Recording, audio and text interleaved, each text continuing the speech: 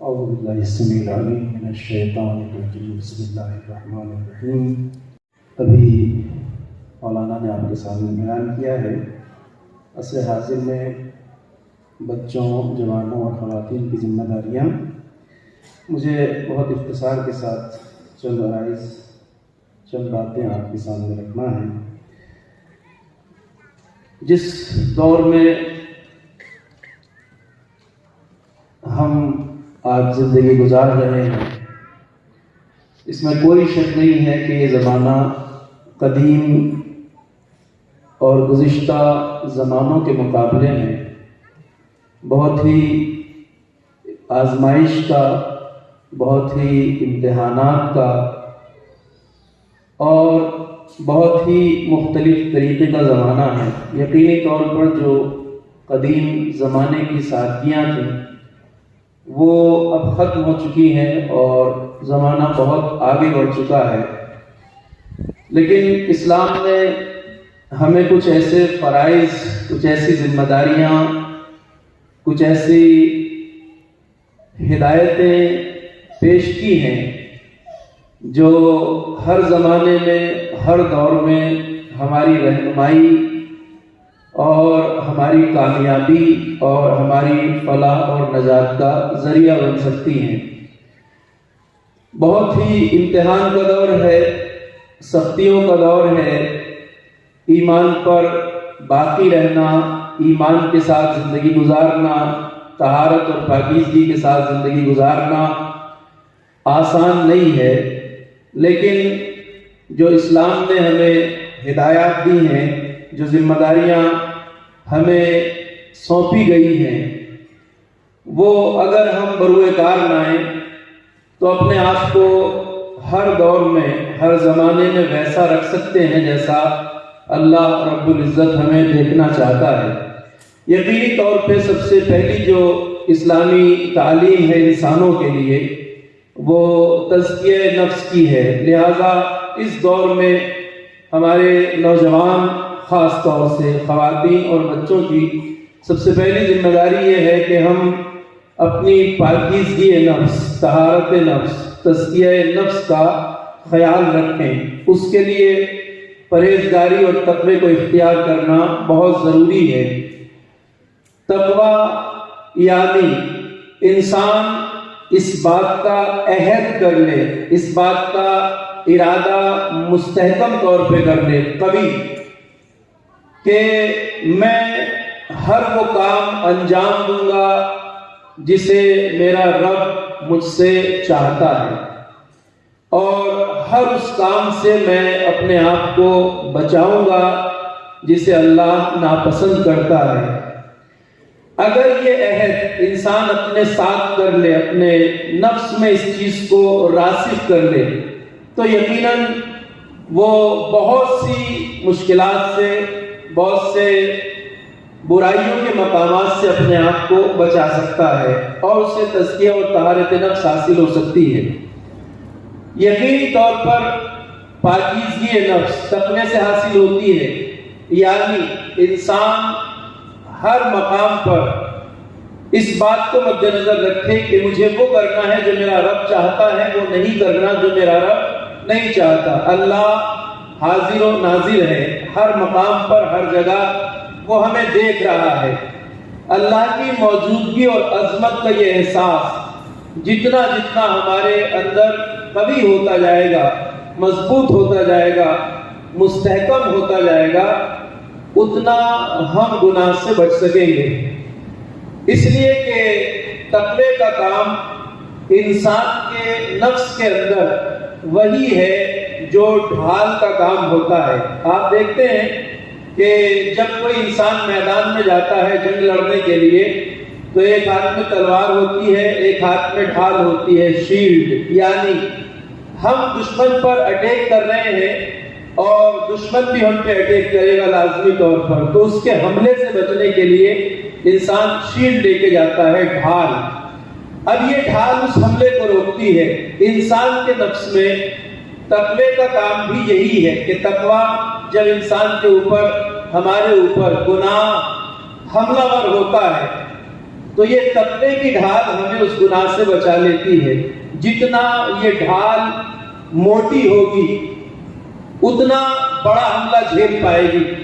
ظاہر سی بات ہے اگر کوئی میدان میں جاتا ہے اور بہت ہی باریک لوہے کی کوئی ڈھال لے جاتا ہے تو وہ چھوٹی موٹی تلوار کے وار سے بھی کٹ جائے گی. لیکن یہی ڈھال جتنی زیادہ موٹی ہوگی اتنا موٹا اتنا بڑا حملہ روک سکے گی. اسی طرح نفس انسانی میں ہے اللہ کی موجودگی کا اس کی موجودگی کا احساس کہ وہ ہمیں ہر حال میں دیکھ رہا ہے. جتنا زیادہ ہمارے نفس کے اندر ہوگا اتنا ہم بڑے گناہوں سے محفوظ رہ سکیں گے. تو پہلی چیز یہ ہے کہ ہم تقوی اختیار کریں, نفس کو پاکیزہ رکھیں, تزکیہ نفس. ہمارے معاشرے میں اور سماج میں ایک غلط فہمی یہ ہے ہمارے بعض بچوں اور جوانوں کو کہ ہم میں سے بعض افراد یہ سمجھتے ہیں نوجوانی کی عمر میں کہ ہم جوانی میں متقی نہیں بن سکتے. یعنی تقویٰ اور متقی کہلانے کے لیے ضرورت ہے کہ انسان ایک عمر کے روزے اس کے پاس ہو, ایک عمر کی نمازیں اس کے پاس ہو, یعنی ایک عمر بھی چکی ہو, انسان کم از کم بوڑھا ہو گیا ہو, 60-70 سال کی نمازیں ہوں, 60-70 سال کے روزے ہوں, تب صف متقین میں داخل ہوگا. لیکن نہیں, تقوی کے لیے ایک نوجوان کو ضرورت نہیں ہے کہ اعمال کا بہت بڑا انبار اس کے ساتھ ہو. تقوی کے لیے بس اتنا کافی ہے کہ ہم اپنے آپ کو اس بات کا پابند بنا لیں کہ ہر اس چیز سے بچنا ہے جسے اللہ ناپسند کرتا ہے, ہر وہ کام کرنا ہے جسے اللہ پسند کرتا ہے. اگر ہم اس کے پابند بن جائیں گے تو 15-16 سال کی عمر میں بھی صف متقین میں داخل ہیں. اور اگر یہ بات ہمارے اندر 70 سال کی عمر میں بھی پیدا نہ ہو تو ہم بوڑھے کہلا سکتے ہیں, متقی نہیں کہلا سکتے. تو اس سوچ کو ہٹا دینے کی ضرورت ہے کہ متقی بننے کے لیے عمر کی شرط نہیں ہے اور شرط ہے اپنے آپ کو پابند بنانے کی. چونکہ طہارت نفس اور پاکیزگی اگر انسان کو حاصل ہو جاتی ہے تو قرآن میں بیان کیا گیا ہے کہ بہت سے فائدے اسی کے ساتھ انسان کو حاصل ہوتے ہیں. ایک بڑا فائدہ قرآن نے یہ بتایا کہ یا ایھا الذین آمنوا اتقوا اللہ یجعل لکم فرقانا, اے صاحبان ایمان جو ایمان لے کے آئے ہو, تم اللہ کا تقوی اختیار کرو, اللہ کا تقوی اختیار کرو. اس کا ایک بڑا فائدہ یہ بیان کیا گیا اس آیت میں, اللہ تمہیں فرقان عطا کرے گا. تو یہ فرقان کیا ہے؟ میں بہت بڑی ضرورت کی طرف اشارہ کر رہا ہوں آج کے دور میں خاص طور سے. تقوی کا نتیجہ ایک چیز عطا ہوگی اللہ کی طرف سے. کیا چیز ہے؟ فرقان. فرقان ہے حق و باطل میں فرق سمجھنے کی صلاحیت, حق و باطل میں تمیز دینے کی صلاحیت فرقان ہے. اس چیز کا فائدہ عصر حاضر میں کیا ہے یہ سمجھنے کی ضرورت ہے. عصر حاضر میں زیادہ ہے, ضرورت ہمیشہ رہی. آج ہمارے سامنے سب سے بڑی مشکل یہ کھڑی ہو جاتی ہے کہ ہم یہ دیکھتے ہیں کہ بعض مواقع پر ہمارے سامنے جب کوئی بات آتی ہے تو ہم یہ فیصلہ نہیں کر پاتے کہ کس کی بات صحیح ہے, کون صحیح کہہ رہا ہے, کون غلط کہہ رہا ہے, کون سی بات حق ہے, کون سی ناحق ہے. یہ تمیز دینا بڑا مشکل ہوتا ہے ہمارے لیے. اور بہت سارے افراد کی اصل دقت اور پریشانی یہی ہے آج کے دور میں کہ ہم یہ نہیں سمجھ پاتے کہ صحیح بات کیا ہے, غلط بات کیا ہے. کیونکہ کہنے والے دونوں افراد معتبر ہوتے ہیں, دونوں محترم ہوتے ہیں, ظاہری شکل و صورت دونوں کی ایک جیسی ہوتی ہے. مثلا سب سے سامنے کی بات یہی لے لیجئے کہ ایک ہماری شکل و صورت کے ہم آدمی ہیں جن کے سر پہ عمامہ ہے, لباس ہے, ہم ایک بات کہہ رہے ہیں. ایسے ہی لباس والا ایک آدمی ہے جو دوسری بات کہہ رہا ہے جو ہمارے بالکل اپوزٹ ہے. آپ کہہ رہے ہیں دونوں مولانا ہیں, دونوں محترم ہیں, دونوں عالم دین ہے, کس کی بات قبول کی جائے؟ یہ مشکل ہے نا آج کے دور میں. اس سے آج ہمارے سماج میں کافی نظر آتا ہے اختلاف. اس کی راہ حل یہ ہے کہ ہم, اسلام نے اس کا جو حل بتایا ہے وہ یہ ہے کہ ہم شخصیتوں کو نہ دیکھیں بلکہ یہ دیکھیں کہ وہ کہہ کیا رہا ہے. وہ فرقان اگر پاکیزگی کے نتیجے میں ہمیں حاصل ہو جاتی ہے، وہ صلاحیت فرق کرنے کی حق و باطل میں، تو بڑا فائدہ ایک تو یہ ہے کہ ہم آسانی سے پہچان سکتے ہیں کہ صحیح اور حق بات کیا ہے اور غلط بات کیا ہے، اس سے ہم بچ سکتے ہیں۔ پاکیزگی کا ایک فائدہ یہ ہے، چونکہ یہ مشکل آج کی نہیں ہے، قدیم زمانوں سے چلی آ رہی ہے۔ بعض افراد حق و باطل کو نہیں پہچان پاتے، چہروں کی شکلوں کی وجہ سے الجھ جاتے ہیں۔ بڑا مشہور واقعہ ہے، شاید جنگ جمل کے موقع کی بات ہے۔ امیر المومنین کے ایک سپاہی نے آپ سے آ کے کہا، یا امیر المومنین، بڑی پریشانی میں پڑا ہوا ہوں، بڑی مشکل میں گرفتار ہوں، دویدھا کا شکار ہوں۔ کہ کیا ہوا؟ کہ میں یہ نہیں سمجھ پا رہا ہوں کہ آپ حق پر ہیں یا سامنے والا لشکر حق پہ ہے جو مد مقابل ہے۔ کہ تمہیں یہ مشکل کیوں پیش آئی؟ کہ دیکھیں یا امیر المومنین، ایک طرف آپ ہیں، آپ امیر المومنین ہیں، آپ کے بے شمار فضائل ہیں، آپ بہت عظیم ہستی ہے، اس میں کوئی شک نہیں ہے، مگر سامنے بھی جو لوگ ہیں وہ بھی بڑے نامور اصحاب ہیں، طلحہ ہیں، زبیر ہیں، ام المومنین ہیں، بڑی بڑی ہستیاں ہیں۔ تو امیر المومنین نے اس موقع پہ ایک نسخہ بتایا انہیں، اس شخص کو کہا کہ دیکھو، حق کو لوگوں کی شکلوں میں سے نہ پہچانو، یہ مت دیکھو کون سے لباس، کون سی شکل، کون سی صورت والا آدمی ہے، بلکہ حق کو پہچاننے کا طریقہ یہ ہے کہ تم پہلے یہ جان لو کہ حق خود ہوتا کیا ہے۔ اعرف الحق، حق کو پہچان لو تو تمہیں حق والے سمجھ میں آ جائیں گے، اور باطل کو پہچان لو، خود باطل کیا ہے تو باطل والے سمجھ میں آ جائیں گے۔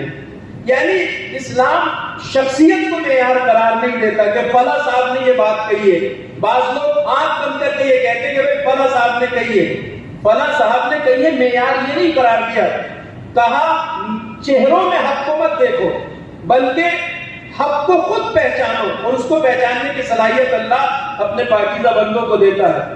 تو حق کو اگر پہچان لو گے، اگرچہ میں یہاں رک کر یہ کہہ سکتا ہوں کہ امیر المومنین جس شخص سے کہہ رہے تھے، اس سے یہ بھی کہہ سکتے تھے کہ یہ دیکھو میں کدھر ہوں، چونکہ آپ کی ذات وہ ذات ہے جس کے لیے پیغمبر اکرم کی زبان مبارک سے یہ جملہ صادر ہوا ہے کہ علی حق کے ساتھ ہیں اور حق علی کے ساتھ ہیں، پروردگار حق کو ادھر موڑ دے جدھر علی کو۔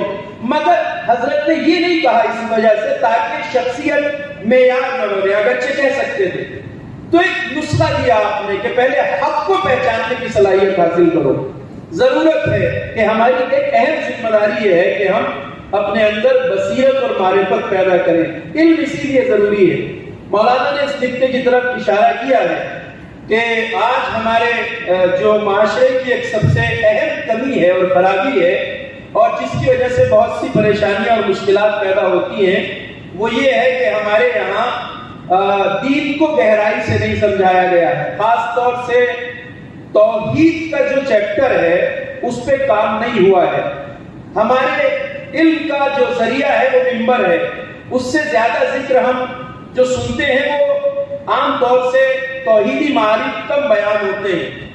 تو توحید کا اگر چیپٹر ہم قوی کر لیں، علم حاصل کریں، معرفت حاصل کریں، اور اپنے بچوں کو توحیدی معارف سکھائیں، اصول دین خاص طور سے، تو بہت سے مسائل کا حل نکل سکتا ہے۔ چونکہ اس جنبے کے کمزور ہونے سے ہمارے معاشرے میں بہت سی مشکلات پیدا ہوتی ہیں۔ معرفت بہت ضروری ہے، شعور بہت ضروری ہے۔ نوجوان خاص طور سے جن پہ کام کرنا ضروری ہے، جن کی تربیت بہت ضروری ہے، عام طور سے تجربہ اس بات کی گواہی دیتا ہے، یہ مشاہدہ ہے کہ جو افراد کسی غرض کے ساتھ، کسی مقصد کے ساتھ سماج کو انحراف کی طرف لے جانا چاہتے ہیں، ان کا پہلا نشانہ نوعمر نوجوان ہوتے ہیں۔ بچے جو جوانی کی طرف آ رہے ہیں، نوجوان بچوں پہ زیادہ کام کیا جاتا ہے۔ کیوں؟ اس لیے کہ ایک حدیث ہے، اتنا طلب الحدث کارد الخالیہ، نوجوان بچے کا دل خالی زمین کے جیسا ہوتا ہے۔ خالی زمین آپ دیکھتے ہیں، نوجوان کا دل، جو بچہ نوجوانی کی عمر میں داخل ہو رہا ہے، اس کا دل خالی زمین کی مانند ہوتا ہے، جو اس میں ڈالا جاتا ہے وہ جلدی اگ کے آتا ہے۔ تو اس سے پہلے کہ ہمارے بچوں پر کوئی دشمن کام کرے، ہمیں پہل کرنا چاہیے۔ اگر ہم اس میں پاکیزگی، طہارت، نیکیاں، اچھائیاں ان کے بیچ ڈالیں گے تو وہ بچہ پاکیزہ بنے گا، نیک بنے گا۔ لیکن اگر دشمن کو ہم سے پہلے کام کرنے کا موقع مل جاتا ہے تو گمراہی کے امکانات زیادہ ہیں۔ آپ اگر گہرائی سے تجزیہ کریں ان مشکلات کا جو ہمارے سماج میں ہے تو ہم یہ دیکھتے ہیں کہ منحرف تحریکیں جتنی بھی ہیں وہ خاص طور سے جوانوں کو شکار بناتی ہیں، نوجوانوں کو شکار بناتی ہیں۔ وہ پختہ اور مضبوط عقل والے افراد کو نشانہ نہیں بناتی ہیں، چونکہ انہیں پتا ہے کہ وہ پلٹ کے جواب دے سکتے ہیں، مگر ایک نوجوان میں چونکہ دلیل دینے کی، بحث کرنے کی ابھی صلاحیت نہیں ہوتی تو جو کہا جاتا ہے وہ مان لیتا ہے۔ تو بہت ضروری ہے کہ ہم اپنے نوجوانوں کو اس بات کی طرف متوجہ رکھیں۔ آپ اگر میں ایک بات ہمیشہ یہ کہا کرتا ہوں کہ جو ہم تاریخ سنتے ہیں وہ تاریخ صرف سننے سنانے کے لیے نہیں ہوتی، بلکہ اس سے نتیجے لینا چاہیے ہمیں۔ یعنی جتنا بھی ہم آج سے جو سنتے ہیں 1400 سال پہلے کا، پیغمبر کے زمانے کا یا اس کے بعد ائمہ کے دور کا ذکر جو ہم سنتے ہیں، تو ایک سوال یہ ہے کہ اس کا ہمارے لیے آج فائدہ کیا ہے؟ ایک سوال یہ ہے کہ اس کا ہمیں فائدہ کیا ہے؟ اہم ترین فائدہ یہ ہے کہ جو اس زمانے میں ہوا ہے وہ کہیں نہ کہیں ہمارے زمانے میں بھی ہو رہا ہوتا ہے۔ بس ضرورت اس بات کی ہے کہ ہم جو سنتے ہیں اس زمانے کے حالات انہیں گہرائی سے سنیں اور اپنے زمانے کے حالات پہ نظر رکھیں۔ شکل تبدیل ہو سکتی ہے مگر کام اسی طرح ہوتا ہے۔ دیکھیے ایک تاریخ میں ذکر ہے کہ امیر شام نے جب سے شام کے علاقے پر قبضہ حاصل کیا تھا تو وہ زمانہ تھا جب امیر المومنین خاموشی کی زندگی گزار رہے تھے۔ حضرت علی خاموشی کی زندگی، مطلب آپ کو خلافت سے محروم کر دیا گیا تھا اور آپ معاشرے میں آپ کو تنہا کر دیا گیا تھا۔ اس دور میں جب امیر شام کو وہاں تسلط حاصل ہوا تو یہ ملتا ہے ہسٹری میں کہ شام کے وقت اس کے کارندے ان بچوں کو جو گھروں میں تھے، چھوٹے بچے، انہیں کھلونے پہنچایا کرتے تھے۔ اب آپ جانتے ہیں کہ کسی بچے کو اگر بیٹھے بٹھائے کھلونا مل جائے، آپ شام کو ٹوائے لے کے گھر میں داخل ہوں کھلونا اپنے بچے کے لیے، تو کھل اٹھتا ہے بچہ، بچے کی فطرت ہے، کھلونے سے مانوس ہوتا ہے۔ دشمن کس طرح فطرت پہ کام کرتا ہے؟ جب وہ بچہ خوش ہو کے کھلونے سے کھیلنے لگتا تھا تو اس سے کہا جاتا تھا کہ بیٹا پتا ہے تمہیں یہ کھلونا کس نے بھجوایا ہے؟ کہ کس نے بھجوایا ہے؟ کہ یہ حضرت نے بھجوایا، حضرت جی نے۔ تو اب کہا جاتا تھا کہ حضرت امیر شام نے یہ کھلونا بھجوایا ہے، اور یہ بچہ کھیلتے کھیلتے رات ہو جاتی تھی، جب سونے لگتا تھا یا ماں باپ کہتے تھے سو جاؤ بیٹا، تو آپ یہ دیکھیے فطرت وہی ہے بچوں کی 1000 سال پہلے جو تھی۔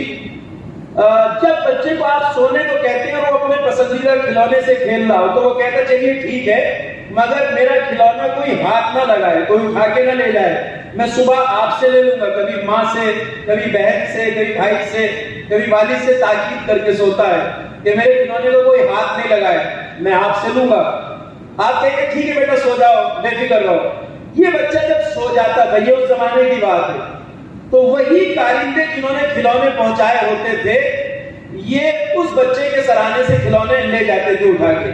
صبح کو جب یہ بچہ چیختا تھا، چلاتا تھا میرا کھلونا کہاں گیا، کون لے گیا، مجھے ابھی چاہیے، میں نہیں سننا چاہتا، تو اس سے کہا جاتا تھا کہ بیٹا بات یہ ہے کہ ہم نے تمہارے کھلونے کی بڑی حفاظت کرنا چاہیے۔ لیکن دشمن کے کام کے طریقے پہ نظر رکھنا ضروری ہے۔ اگرچہ تاریخ کا جب یہ حصہ ہم دہراتے ہیں تو کلیجہ منہ کو آتا ہے، جو میں بیان کرنے جا رہا ہوں آپ کے سامنے۔ تو ہم نے تمہارے کھلونے کو بہت بچا کے رکھا تھا، بہت سنبھال کے رکھا تھا، بہت حفاظت کی تھی، مگر کیا کریں کہ رات میں علی آئے تھے اور تمہارا کھلونا چرا کے لے گئے۔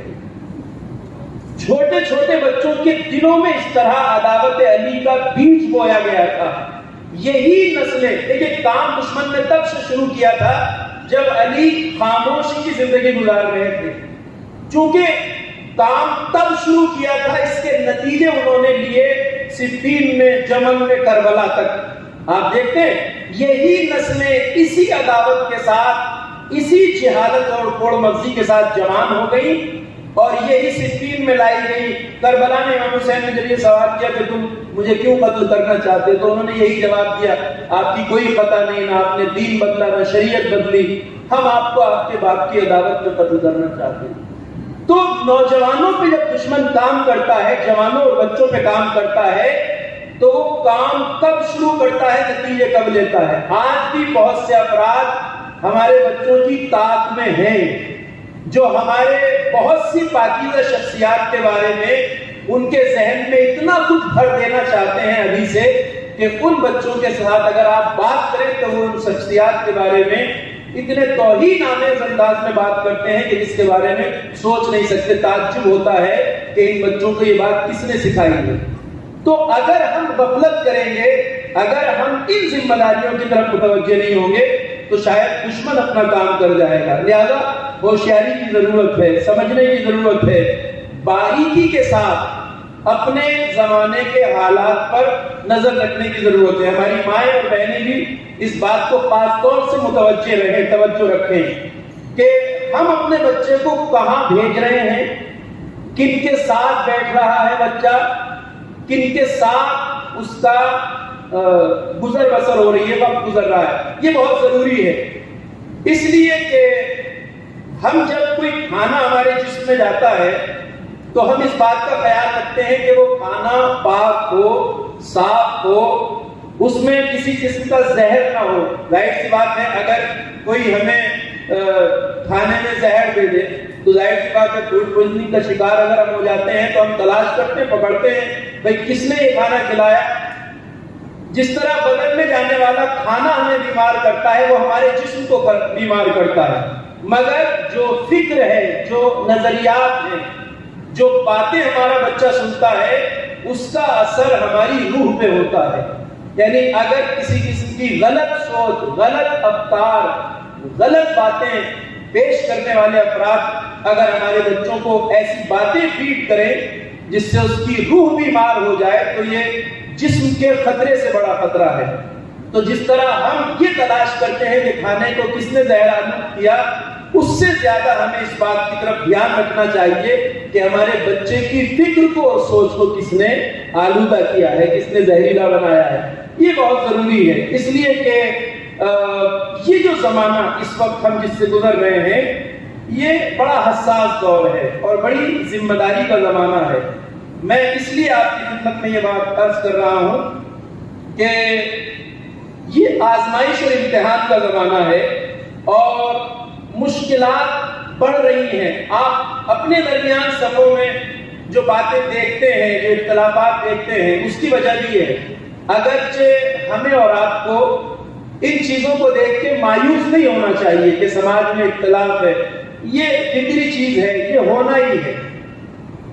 آج ہمارے بہت سے علماء کرام اور مراجع کرام اور صاحبان عرفان شخصیات ایسی ہیں جو واضح طور پہ اس بات کو بیان کر رہی ہیں اور ہم سے اس بارے میں تاکید کی جا رہی ہے کہ ہم زمانہ ظہور کے بہت نزدیک ہیں، زمانہ ظہور کے بہت نزدیک ہیں۔ دنیا ظلم و جور سے بھرتی جا رہی ہے، بہت ستم، بہت ظلم دنیا میں پھیل رہا ہے۔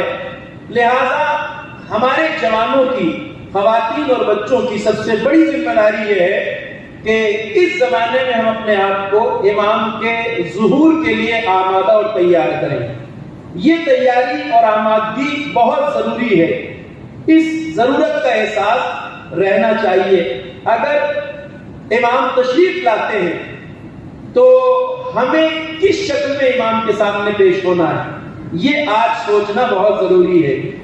اور یہ جتنی بھی مشکلات اور آفات ہیں اس کی وجہ روایتوں میں بیان کی گئی ہے۔ ایک روایت میں ہے کہ ظہور سے پہلے تمہیں چھانا پھٹکا جائے گا، تغربلوا ثم لتغربلوا ثم لتغربلوا، 3 بار تاکید سے کہا ہے امام نے کہ تمہیں چھانا پھٹکا جائے گا، چھانا پھٹکا جائے گا، تاکہ ناخالص خالص سے جدا ہو جائے۔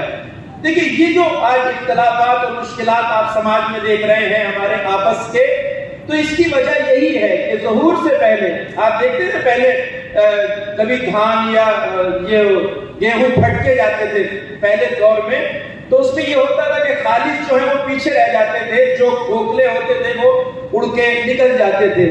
تو یہ وہی ہے زمانہ کہ جس زمانے میں نظریاتی اختلاف ہے، اور اس کے ذریعے سے جو افراد خالص نہیں ہیں ان کے چہرے سامنے آ جاتے ہیں، جو خالص ہیں، جو مضبوطی کے ساتھ امام کے ساتھ کھڑے ہونے والے ہیں، ان کے چہرے بھی ہمارے سامنے آ جائیں گے۔ ہماری آمادگی کیا ہے؟ ہماری ایک اہم ذمہ داری زمانہ غیبت میں یہ ہے کہ ہم ظہور سے پہلے اپنے آپ کو ویسا بنائیں جیسا ظہور کے بعد کے نوجوان ہوں گے۔ دیکھیے امام تشریف لائیں گے تو ہم کس شکل میں امام کے سامنے پیش ہوں۔ ہم سے یہ بیان کیا جاتا ہے، بتایا جاتا ہے، کہا جاتا ہے کہ امام تشریف لائیں گے، مولا تشریف لائیں گے تو آپ جو ہے وہ سب کو سدھار دیں گے، تلوار چلے گی، گلے کٹیں گے۔ تو اگر امام سدھارنے کے لیے آئیں گے سماج اور معاشرے کو، تو کیا امام جیسے سارے زمانے کو سدھاریں گے؟ ہمیں بھی سدھاریں آ کر؟ نہیں، ہمیں اس طرح کا نہیں بننا کہ امام آ کے ہمیں بھی سدھارے، نعوذ باللہ۔ چونکہ ہمیں پتہ ہے کہ امام کو کیسے افراد کی ضرورت ہے، امام کو کیسے ساتھیوں کی ضرورت ہے، جیسے ساتھیوں کی امام کو ضرورت ہے، ہمیں آج ویسا بننے کی کوشش کرنا ہے، تاکہ جب امام تشریف لائیں تو ہم ان کے ناصرین میں، ان کے ساتھیوں میں، ان کے مددگاروں میں، ان کے ساتھ خدمت انجام دینے والوں میں شامل ہوں، ان میں شامل نہ ہوں جنہیں امام کو سدھارنے کی ضرورت ہو۔ تو یہ بہت ضروری ہے، مایوس ہونے کی کوئی ضرورت نہیں ہے۔ یہ جتنے بھی مشکلات، جتنے بھی اختلافات نظریاتی آپ دیکھتے ہیں، تو یہ لازمی اس دور کی نہیں، ہر دور میں لازمی طور پہ ایسا ہوتا چلا آیا ہے کہ ہمیشہ ہر طرح کے افراد سرگرم رہیں۔ تو ضرورت یہ ہے کہ آمادہ ہوں امام کے ظہور کے لیے، امام کے استقبال کے لیے، امام کی تشریف آوری کے لیے۔ یہ زمانہ امتحانات کا زمانہ ہے، یہ زمانہ آزمائشوں کا زمانہ ہے، لہذا اس آزمائش پر کس طرح کھرا اترنا ہے، اس امتحان میں کیسے کامیاب ہونا ہے، یہ ہمارے لیے سمجھنا بہت ضروری ہے۔ اسی لیے معرفت اور شعور اور آگاہی میں اپنی اضافہ کرتے رہیں، علم اور جس طرح سے بھی ہمیں دین کی معلومات حاصل ہو، نالج حاصل ہو، ان سب طریقوں کو اختیار کریں۔ علماء جو نیک علماء ہیں، پاکیزہ علماء ہیں، ان سے قریب رہیں، ان سے اپنے دینی مسائل کو دریافت کریں، اور ہم دشمن کی سازشوں پر گہری نظر رکھیں۔ بہت سی باتیں ہیں جن کو آپ جانتے بھی ہیں، علماء سے سنتے بھی رہے ہیں، آپ کو اچھی طرح خبر ہے جن کے بارے میں، لہذا ان مفاہیم کو بروئے کار لائیں اور اپنی زندگی کو انشاءاللہ اس سانچے میں ڈالیں، اس طریقے سے گزاریں جس طرح اللہ، اس کے رسول اور اہل بیت اطہار علیہ السلام ہم سے چاہتے ہیں انشاءاللہ۔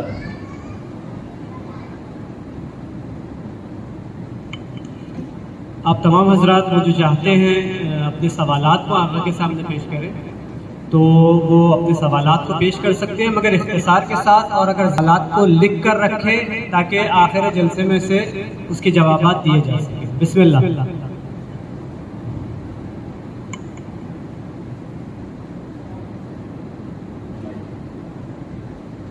السلام علیکم۔ وعلیکم السلام ورحمۃ اللہ۔ آپ تمام کے معذرت کے ساتھ میں یہ کہوں گا کہ 2 مہینے 9 دن تک کے جو عزاداری کے عشرے وغیرہ ہوتے ہیں ہمارے، تو اس میں توحید کے تعلق سے واقعی 1% 2% بات ہوتی ہے جو آپ نے کہا۔ یہ ذمہ داری جو ہے وہ ذاکرین کی ہے، خطیب کی ہے، عالموں کی ہے۔ یہ میں نے اپنے آج 65 سال کی عمر ہو گئی میری، میں نے اپنے بچپنے سے آج تک کے توحید کی طرف سے، مطلب اسی طرح جس طرح آپ کہہ رہے تھے، توحید تو نہیں کہتے ہیں ہمارے یہاں لوگ امام حسین پہ، حضرت علی پہ اور اہل بیت پہ کسی چیز پہ کہتے ہیں، ڈبل آواز بنا کے خدا کی قسم ایسا بولتے ہیں، لیکن خدا کے تعلق سے کچھ بھی نہیں کہتے ہیں. اور جب ہم کبھی کوئی ہندو کو یا غیر کو پروگرام میں لا لیتے ہیں تو یہ ڈبل آواز, کبھی وہ اعتراض کرتے ہیں کہ کیا تماشے میں لے کے گئے ہوں.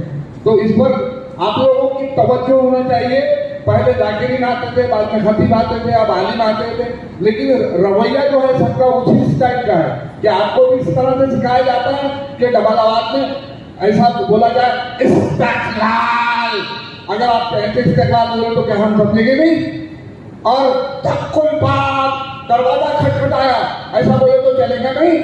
یہ ساری چیزیں جو ہے آپ کی ذمہ داریوں میں سے ہیں جو میں کہہ رہا ہوں. بہت اچھی بات. اور جو توحید کے تعلق سے اور اصول دین اور فروع دین کے تعلق سے بالکل بات نہیں کی جاتی ہے. اور خلفائے راشدین کے اشاروں میں کہا جاتا ہے, اس کا لطف لیتے ہیں لوگ اور پیمنٹ زیادہ دیتے ہیں. شکریہ. آپ نے میری بات کی تائید کی ہے. اس کا ایک راستہ یہ بھی ہے کہ آپ اپنے یہاں آنے والے علماء اور ذاکرین سے خود بھی اس بات کا تقاضا کریں یا دعوت دیتے وقت اس طرح کا مطالبہ بھی رکھ سکتے ہیں آپ کہ آپ سے گزارش ہے کہ ان موضوعات پہ گفتگو کریں تو انشاءاللہ متوجہ ہوں گے.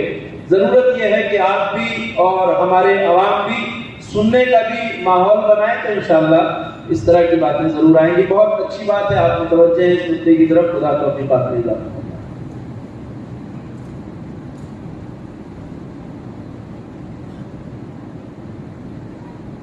السلام علیکم.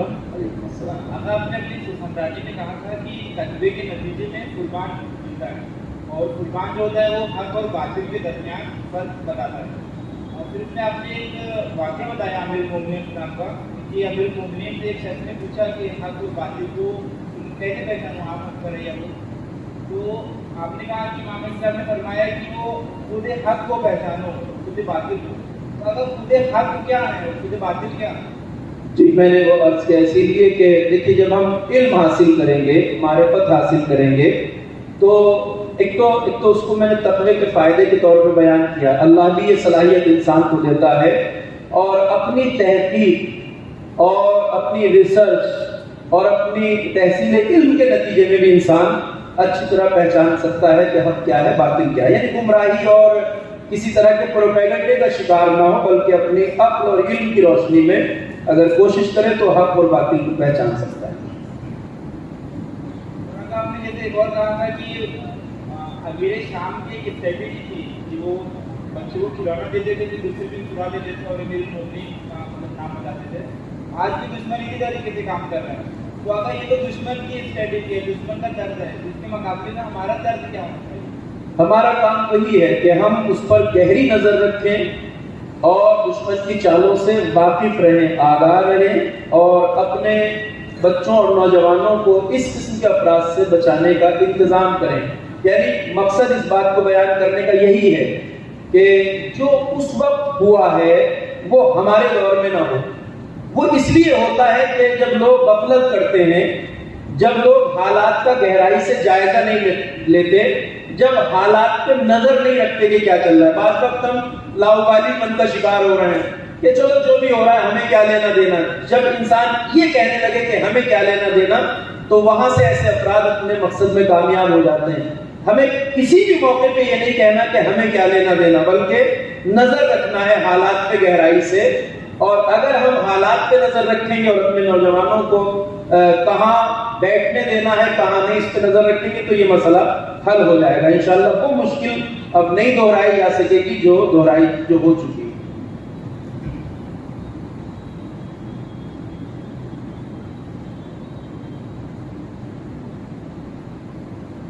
آپ حضرات کے جو سوالات باقی ہوں وہ لکھ کے دے دیجیے گا. وقت چونکہ ہو گیا ہے تو انشاءاللہ جواب آپ کے پیش کیے.